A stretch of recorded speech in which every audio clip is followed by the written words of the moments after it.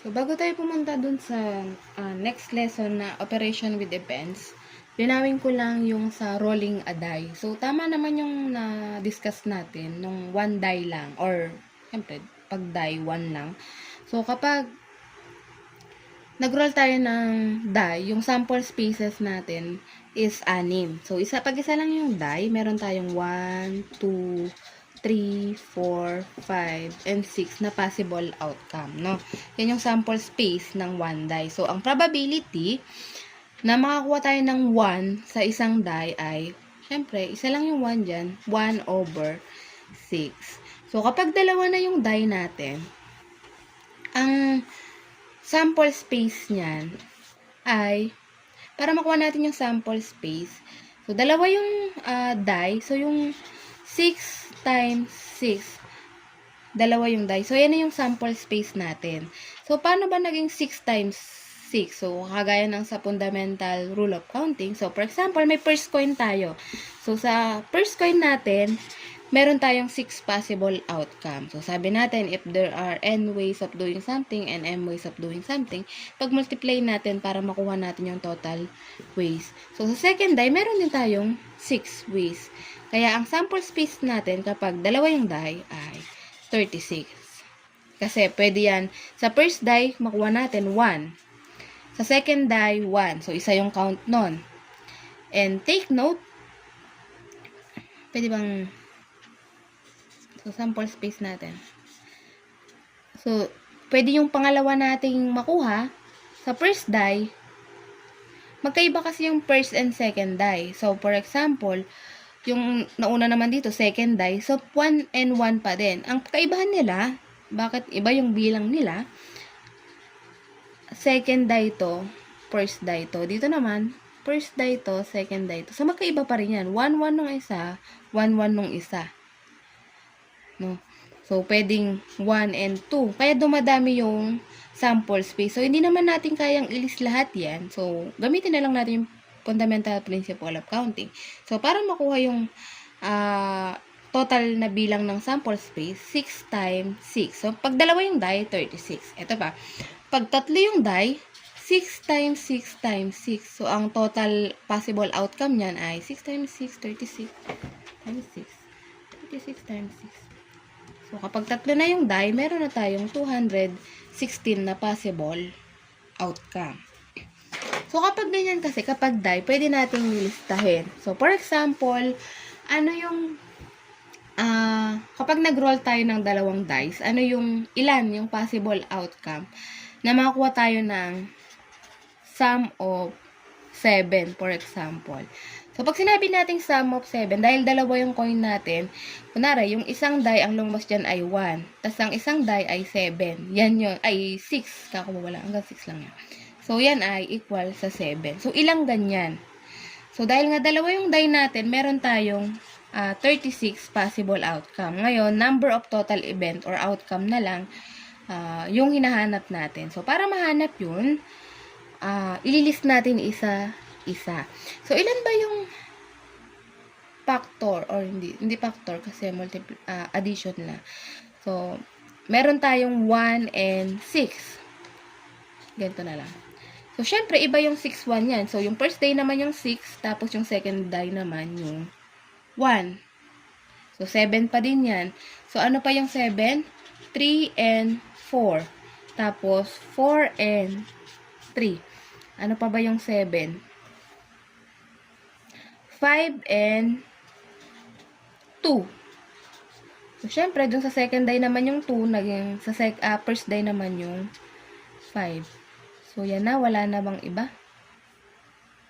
So, wala nang iba. So, meron tayong 1, 2, 3, 4, 5,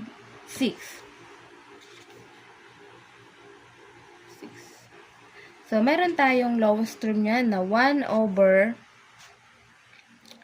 6. So, 1 over 6 pa din. No? So, yan. Diniliw ko lang yung sa die natin. Hindi katulad nung una natin sinabi. Erase. So, punta na tayo dun sa next lesson natin. Sa rules of probability. So, yung kung nauna man natin i-discuss yung counting rules, so iba yung rules of probability. So, bago tayo pumunta sa rules of probability, magkakaroon muna tayo ng short review about sa operations with events. So, kung maaalala nyo, na-discuss ko sa sets. So, meron tayo sa operation of events, meron tayong intersection of events, mutually exclusive events, tsaka union of events and complement of an event. So, unahin natin yung intersection. So, pag sinabi natin intersection of event. So, kapag intersection of event, kung saan sila magkapareho. So, for example, meron tayong set A na equal sa 1, 2, 3. And meron tayong set B na equal sa 3, 4, 5. So, pag kinuha natin yung intersection yan, intersection. So, pag A, intersection. So, ang symbol for intersection ay nakabaligtad na U na walang buntot. So, ganyan ang intersection. B, equals. Or, pwede rin na A, intersection, and. Or, pwede rin nating A and B. So, kapag nakita nyo yung baligtad na U or sinabing and, ang ibig sabihin yan ay intersection. So, equals. So, pag sinabi natin intersection, pinagkapareho. Ano yung may pagkapareho ni A and B? So, pareho silang may 3. So, once ko lang siya susulat. So, ang intersection nila ay 3.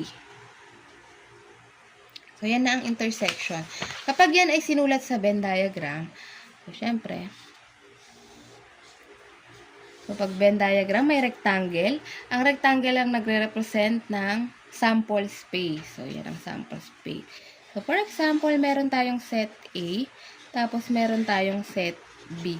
Para i-represent ang intersection, ito yung intersection nila. Kung saan sila nagkita or kung saan sila magkapareho. Yan ang intersection. Punta naman tayo sa mutually exclusive. So, mutually na exclusive pa. So, kapag sinabi natin mutually exclusive.